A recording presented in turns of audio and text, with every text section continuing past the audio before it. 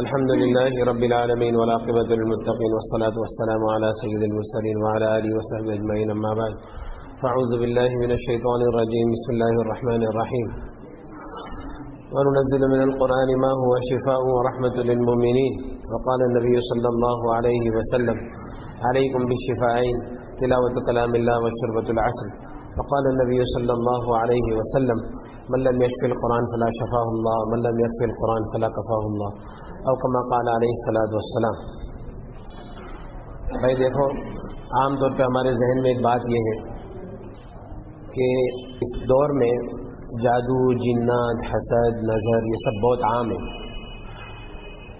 اور میں یوں کہہ سکتا ہوں کہ 95% لوگ اس کے اندر مبتلا ہیں اور علماء کرام بھی اس میں مبتلا ہیں، لیکن ذہن میں یہ بات ہے بہت سارے لوگوں کے کہ جیسا سفلی ہے، جادو ہے، ناپاک ہے، اس کا علاج جو ہے وہ ناپاک سے ہی ہوگا۔ ایسا نہیں ہے۔ اللہ تبارک و تعالیٰ قرآن پاک میں فرماتے ہیں وَقُلْ جَاءَ الْحَقُّ وَزَهَقَ الْبَاطِلُ، حق آئے گا، باطل جائے گا، روشنی آئے گی، اندھیرا جائے گا۔ إِنَّ الْبَاطِلَ كَانَ زَهُوقًا، اور باطل کو تو ٹوٹنا ہی ہے۔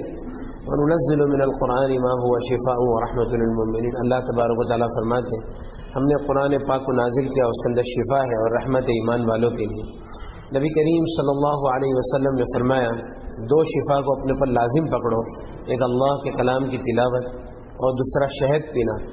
نبی کریم صلی اللہ علیہ وسلم نے فرمایا خیر الدواء القرآن، بہترین دوا قرآن ہے۔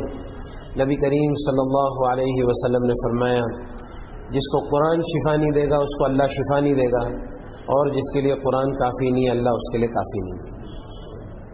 اب یہ ہے کہ قرآن سے علاج کس طریقے سے کر سکتے ہیں؟ اصل میں ایک سی ڈی ہے ہمارے پاس، اس کے اندر آیتیں ہیں، ہر وہ آیت جس کے اندر اللہ کی بڑائی، جہنم کا ذکر، شیاطین کا ذکر اور آخرت کا ذکر، اس سے شیطانوں کو بہت تکلیف ہے، تو وہ آیتوں کو جمع کرتے ہیں تو حضرت شیخ زکریا رحمۃ اللہ علیہ کی منزل ہے، جو 33 آیتیں ہیں۔ اسی طرح سے عرب کے علماء عاملین حضرات وہ لوگ اور بھی کچھ جادو کی آیتیں اس کے اندر ملاتے ہیں، نظر کی آیتیں ملاتے ہیں۔ تو جب وہ آیتیں سنتے ہیں تو آیت سننے سے اگر واقعی میں کچھ ہے، کوئی آدمی کے اوپر کوئی جادو ہے، حسد ہے، نظر ہے، تو وہ سننے سے بدن کے اوپر کیفیت ظاہر ہوتی ہے، جس سے سر میں درد ہوگا، گردن میں درد ہوگا، کمر میں درد ہوگا، اور جادو جس جگہ پر بدن کے اندر ہے وہ جگہ پہ درد بڑھتا چلا جائے گا۔ اگر کسی نے کچھ کھلایا ہے، عام طور پہ کھلانے کا معاملہ زیادہ ہوتا ہے، اگر کسی نے کچھ کھلایا ہے تو الٹی جیسا ہوگا۔ جب قرآن کی وہ آیتیں سنیں گے تو یہ سب تکلیف ہوگی۔ اب علاج یہ ہے کہ انہی آیتوں کو بار بار بار بار شفا کی نیت سے سننا ہے، مطلب اس کے پیچھے پڑ جانا ہے، سنتے ہی جانا ہے، اچھا لگے یا نہ لگے۔ جتنا ہم سنتے چلے جائیں گے اتنی ہماری تکلیف بڑھتی چلی جائے گی، لیکن تکلیف کتنی بھی بڑھ جائے اس سے پیچھے ہٹنا نہیں، آگے ہی جانا ہے انشاءاللہ۔ اور پھر اس کے بعد میں ہو سکتا ہے کہ جادو بدن سے نکلنا شروع ہوگا، یا تو بدن میں بہت کھجلی ہوگی، یا بخار چڑھ جائے گا، یا پیشاب بہت ہوگی، یا تو جلاب بہت ہوں گے، یا الٹیاں بہت ہوگی۔ ہو سکتا ہے ہمارے بہت سے لوگوں کا علاج ہو سکتا ہے ایک دن کے اندر 100 الٹی ہوتی ہے، 50 جلاب ہوتے ہیں، لیکن جتنا نکلتے جائے گا آدمی فریش ہوتے جائے گا۔ اور یہ سب کچھ ہونے کے بعد میں ہم 1 گھنٹہ 2 گھنٹہ 3 گھنٹہ لگاتار یہ آیتیں سنتے ہیں اور کچھ نہیں ہوتا ہے، سننے سے کوئی کیفیت بدن پہ نہیں آتی، تو اب سمجھ جانا چاہیے کہ الحمدللہ مکمل علاج ہو گیا۔ اب اگر کوئی یوں کہتا ہے کہ کچھ نہ کچھ تکلیف ہے تو یا تو پھر اس کا علم کمزور ہے یا پھر وہ بیوقوف بنا رہے۔ تو یہ قرآن کا ایک علاج ہے، بہت سارے علاجات ہوئے۔ اچھا کینسر جو ہے نا، کینسر عرب کے علماء فرماتے ہیں کہ کینسر جو ہے وہ صرف جادو، جنات اور نظر سے ہی ہوتا ہے۔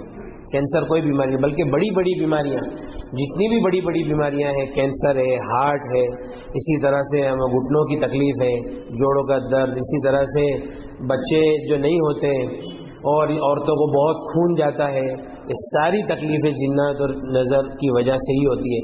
اور ایک بات اور بھی دھیان رکھے بھائی کہ جادو کی اتنی حیثیت نہیں ہے، اس سے زیادہ خطرناک چیز جو ہے وہ نظر ہے۔ نبی کریم صلی اللہ علیہ وسلم نے فرمایا اکثر من یموت بعد قضاء اللہ بقدرتہ بالعین، اللہ کی قضاء اور تقدیر کے بعد میری امت میں سب سے زیادہ موت نظر بد سے ہوگی۔ نبی کریم صلی اللہ علیہ وسلم نے فرمایا کہ نظر آدمی کو قبر تک اور اونٹ کو ہانڈی کے اندر پہنچا دیتی ہے۔ نبی کریم صلی اللہ علیہ وسلم نے فرمایا کوئی چیز تقدیر کے اوپر سبقت نہیں کرتی، اگر کوئی چیز تقدیر کے آگے جاتی تو وہ نظر ہوتی ہے۔ نظر آدمی کو پہاڑ سے دھکا دے سکتی ہے، یہ بھی حدیث ہے کہ نظر آدمی کو پہاڑ سے دھکا دے سکتی ہے۔ اسی طرح سے یہ ہے کہ اللہ تبارک و تعالیٰ نے قرآن پاک کے اندر دیکھو سورہ یوسف میں یعقوب علیہ السلام کے بیٹے جب مصر جا رہے تھے ان کو یوں کہا یا بنی لا تدخلوا من باب واحد وادخلوا من ابواب متفرقہ، اے میرے بیٹو تم ایک دروازے سے مت داخل ہونا، مختلف الگ الگ دروازوں سے داخل ہونا۔ تو یعقوب علیہ السلام کے ذہن میں بھی یہ تھا کہ سب کے سب ایک دروازے سے داخل ہوئے تو ان کو نظر لگ جائے گی۔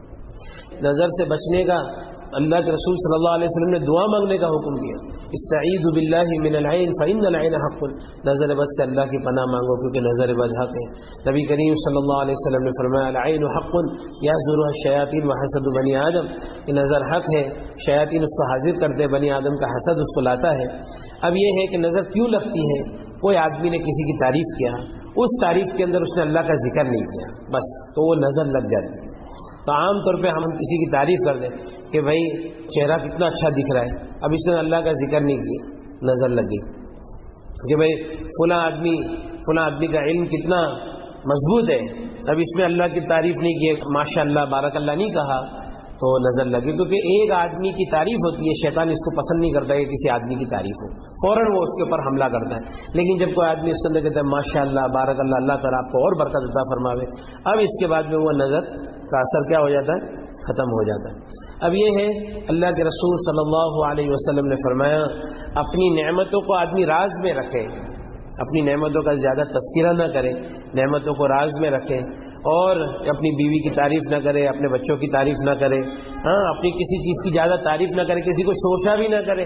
اللہ کے رسول صلی اللہ علیہ وسلم نے فرمایا استعینوا علی انجاح الحوائج بالسر والکتمان فإن كل ذی نعمت محسود، کہ اپنے کاموں کو اس کے انجام تک پہنچانے میں راز میں رکھنے سے مدد حاصل کرو، کیونکہ ہر نعمت والوں کے ساتھ میں حسد کرنے والے لوگ ہوتے ہیں۔ لیکن بہرحال اب نظر لگ گئی، اور یہ ہے کہ بھائی جادو ہو گیا، کوئی مسئلہ نہیں ہے، کوئی بڑی بات نہیں ہے۔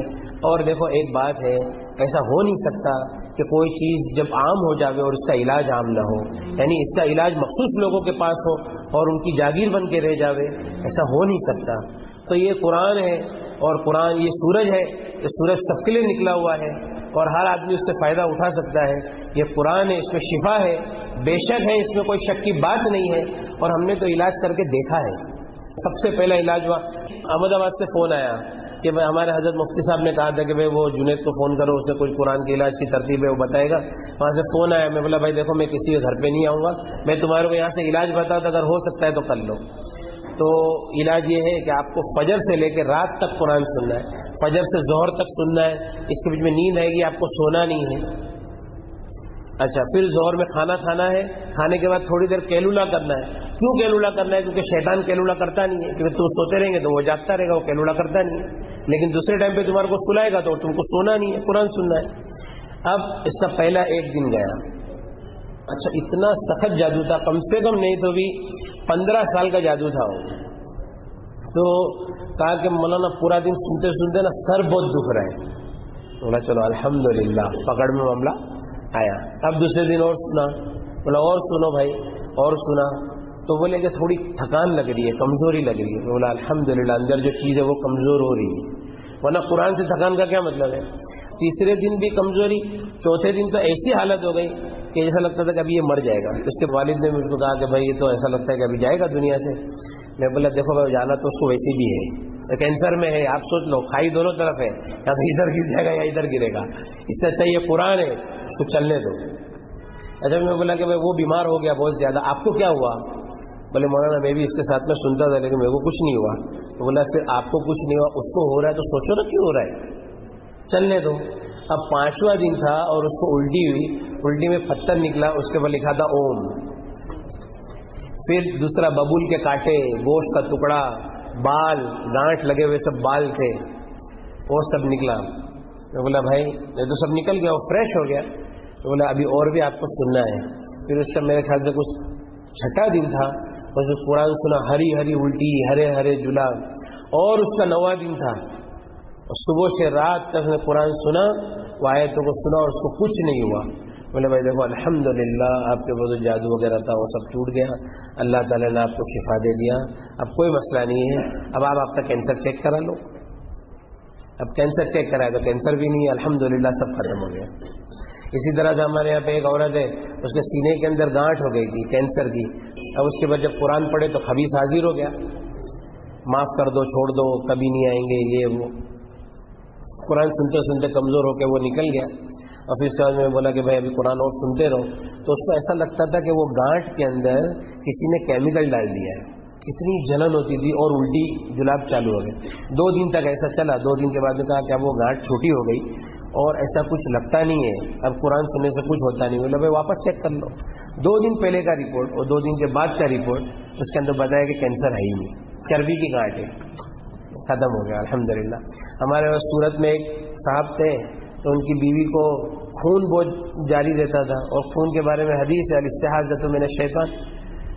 تو ڈاکٹروں نے جب ٹیسٹ وغیرہ کیے تو کہا کہ بچے دانی کے اندر کچھ گانٹھیں ہیں, 5-6 گانٹھ ہے, تو اس کو آپریشن کرنا ہی پڑے گا, نہیں تو اس کا کوئی علاج نہیں ہے. تو انہوں نے یہ سوچا کہ چلو بمبئی میں اپنا آپریشن کریں گے. مطلب بمبئی آئے تو کسی نے قرآن کے علاج کی ترتیب بتایا, میں نے بھی فون پہ تھوڑا سے ترغیب دیا, انہوں نے قرآن سننا چالو کیا. تو صبح سے سنتے سنتے رات ہو گئی. اب اس رات میں الٹی ہوئی, دوسرے دن صبح میں ایک الٹی ہوئی, اور پھر اس طرح سے بہت خون نکلا اور خون بند ہو گیا. اور پھر اس کے بعد میں جب دوسرے دن آپریشن کے لیے گئے تو آپریشن کے پہلے ایک نارمل سونوگرافی ہوتی ہے, اور سونوگرافی کے اندر دیکھا کہ بچے دانی میں تو گانٹھ ہے ہی نہیں. بولے تم کائے کے لیے آئے؟ تو بولے بھائی اس کے لیے. تو پہلے کا رپورٹ, دونوں رپورٹ دیکھا, 2 دن کے اندر الحمدللہ فرق ہو گیا. تو صرف قرآن سننا ہے, کچھ کام نہیں کرنا ہے. اصل تو قرآن پڑھنا ہے, لیکن صحیح پڑھنا ہے. اگر صحیح نہ پڑھنا آئے تو پھر اس کو سننا ہے. اور یہ بات اپنے ذہن سے نکال دے کہ بھئی سفلی کا علاج سفلی سے ہوتا ہے, نہیں, بلکہ اللہ کے کلام میں ہر چیز میں شفا ہے انشاءاللہ. ٹھیک ہے بھائی. اچھا ایک آخری بات, ہمارے یہاں پہ ایک مولانا ہے, مولانا سلیم کر کے, تو ان کی زندگی میں 40-50 حاملوں کا انہوں نے علاج کیا ہوگا. تو وہ میرے پاس آئے, تو بولا کہ بھائی دیکھو آپ یہ CD سنو. اب انہوں نے 5-6 گھنٹے تک سنا, وہ بولتے میرے کو تو کچھ ہوا نہیں. بولے آپ کو کچھ ہوا نہیں, آپ کے پاس کچھ ہے ہی نہیں. وہ بولے ایسا کیسا ہو سکتا ہے؟ بولا بھائی دیکھو میں تو اللہ کی قسم کھا کے بولتا ہوں کہ آپ کے پاس کوئی معاملہ نہیں. اب پھر اس کے بعد میں وہ ایک عامل کو لے کے آئی. بولے دیکھو مولانا یہ عامل بولتا ہے کہ ہے. بولا اچھا. بولا بھائی چل بتا کیسا ہے. تو اس نے نام لکھا, نام, ماں کا نام, پھر عدد سب نکالا. لا کے بولے دیکھو 3 بچا. 3 بج گیا, مطلب اس پہ جادو ہے. تو بولا تو اللہ کی قسم کھا کے بول سکتا ہے کہ جادو ہے؟ بولے نہیں. مطلب میں اللہ کی قسم کھا کے بولتا ہوں جادو نہیں. تو بولا ہاں ہو سکتا ہے. پھر میرے کو الگ لے کے گیا, مولانا میرے کو بھی تھوڑا بہت سکھاؤ نا یار. بولا سکھائیں گے, ناٹک مت کر زیادہ. بولے مولانا آج سے میں کچھ نہیں کروں گا, جھوٹ نہیں بولوں گا. پھر وہ اس کو بھی تسلی ہو گئی. اچھا اس کی جو بیماری تھی نا, آپ کو بیماری سنیں گے تو آپ کو ایسے ہی لگے گا کہ جادو ہے. کیا بولتا تھا کہ میں ہوٹل میں جاتا ہوں, میرے جو اسٹاف ہے اس کو دیکھ کے میرے پاؤں ایسے جام ہو جاتے ہیں, وہ گھبراہٹ ہو جاتی ہے. میرا بچہ رات کو سو جاتا ہے, میں بیوی کو بولتا ہوں اس کو اٹھا دے یار, یہ سوتا ہے نا, میرے کو بہت تکلیف ہوتی ہے, بہت رونا آتا ہے. میں بولا اچھا. بولا تم نے کتنے سال سے تمہارے سر میں تیل نہیں لگایا ہے؟ بولے میرے کو جب سے ہوش آیا میں کبھی تیل لگایا ہی نہیں ہوں. بولا رات کو جاگنے کی عادت ہے؟ بولے ہمارا ہوٹل کا دھندا, ہم لوگ رات کو جاگتے. بولا ٹھیک ہے بھائی آپ کے سر میں تیل لگاؤ. اب وہ تیل کی مالش, بولا پہلے دن تیل بہت جائے گا آپ کے سر میں, جانے دینا. اور اس کے بعد 2-3 دن کے بعد کیا ہوتا ہے بتاؤ. 2-3 دن کے بعد وہ ملنے کے لیے آیا, گلے والے ملا اور ایک پیشانی پہ بوسا دیا. بولے مولانا الحمدللہ میں بہت اچھا ہو گیا. پہلے دن 1 کٹورا تیل میرے سر میں چلے گیا. بولا بھائی تیرے دماغ میں خشکی ہے, اور بھی کچھ گڑبڑ تھی اندر کی, تو اس کا بھی علاج الحمدللہ بتایا اس کو. اب یہ ہے کہ ایک اور آدمی کو لے کے آیا, 16 سال سے ان کے گھر میں جادو تھا. تو میں بولا بھائی یہ قرآن سنو. گھر میں جا کے قرآن چالو کیا, اس کی بیوی کو سنا تو خبیث حاضر ہو گیا بدن پہ. وہ خبیث بولتا ہے کہ بند کرو, اس سے کچھ ہونے والا نہیں ہے. وہ لوگ بولے مولانا یہ تو ایسا بولتا ہے کہ یہ قرآن سننے سے کچھ ہونے والا نہیں ہے. بولا دیکھو وہ بول رہا ہے نا کہ نہیں ہوئے گا, مطلب کچھ ہو رہا ہے. اچھا نہیں ہوئے گا نا تو سب کو معلوم پڑ جائے گا کہ نہیں ہوا, تو تو بول رہا ہے نا کہ نہیں ہوئے گا, مطلب کچھ ہو رہا ہے. تو اس کو چلنے دو. حفیظ اللہ نہیں جاؤں گا. اچھا پھر مت جا, ادھر ہی رہے, قرآن سن. ہم لوگ تیرے کو تھوڑی بولتے تو جا, ادھر ہی رہے, قرآن سن. بعد میں بولتا ارے بھائی میرے کو جانے دو, میرے کو چھوڑ دو. اچھا پھر ایسا ہوا کہ وہ خبیث نے یوں بولا کہ 16 سال کی پوری سٹوری بیان کیا کہ میں یہی آیا تھا, اس نے جادو کیا, یہ کیا ہو گیا. اور بولے جس جادوگر نے مجھے بھیجا ہے یہاں, وہ آج نہیں تو کل یہاں پہ مجھے لینے کے لیے آئے گا. اور واقعی میں 5 دن کے بعد پالنپور سے ایک سادھو آیا بمبئی, ایڈریس ڈھونڈتے ڈھونڈتے, اسی گھر میں جس میں قرآن چالو تھا. وہ بولتا تھا میں تمہارا ہاتھ جوڑتا ہوں, میں نے 500 روپے میں یہ جادو کیا تھا, لیکن میں 5 لاکھ روپے دیتا ہوں, یہ میرے کو میری چیز واپس دے دو. اور اس کے بعد میں ہم لوگوں نے مشورہ کیے تو بولے بھائی چلو اگر وہ لے کے جاتا ہے تو لے کے جانے. تو اس نے کرتے کا ایسا کونے کا کپڑا کاٹا اور اس کے عورت کے اوپر گھما کے بولا چل ساتھ میں, ایسا کر کے اس کو لے کے نکل گیا. الحمدللہ 16 سال کا جادو اللہ تعالیٰ نے آسان کر دیا. سب باتیں تو اور بہت ساری ہیں, لیکن بس یہ ہے کہ قرآن کے علاج کی ترتیب کو اپنے یہاں پہ بھی چالو کر سکتے ہیں, لوگوں کو بتا سکتے ہیں. اچھا ایک بات دیکھو, ایک بات ہے بھائی سمجھنے کے لیے, وہ کیا ہے معلوم ہے, اندر والے کی جتنی طاقت ہے نا اس سے زیادہ اس کو قرآن سنانا ہے, اس سے زیادہ. مطلب اب جیسا کوئی آدمی بولے کہ جادو ہے, ٹھیک ہے جادو سمجھ میں آ گیا جادو ہے, بولے میں تو منزل پڑھتا ہوں. بھائی تم ایک بار پڑھتے ہو نا تو اس کو برداشت کرنے کی طاقت ہے. اب جیسا میں موٹا آدمی ہوں, میں بولتا ہوں میں ڈاکٹر کے بعد ڈاکٹر صاحب میں تو روز چلتا ہوں اور میرا وزن کم ہوتا بھی نہیں ہے. بولے تم کتنا چلتے؟ بولے آدھا گھنٹہ. بولے تمہارا آدھا گھنٹہ تمہاری عادت ہو گئی, تم جہاں پہ تھکیں گے مریں گے اور چلیں گے نا تو تمہارا وزن کم ہوئے گا. تو اسی طرح سے اندر والے کی عادت ہے اس کو برداشت کرنے کی, تو اس سے زیادہ اس کو دینا ہے لوڈ قرآن کا, ہیوی ڈوز.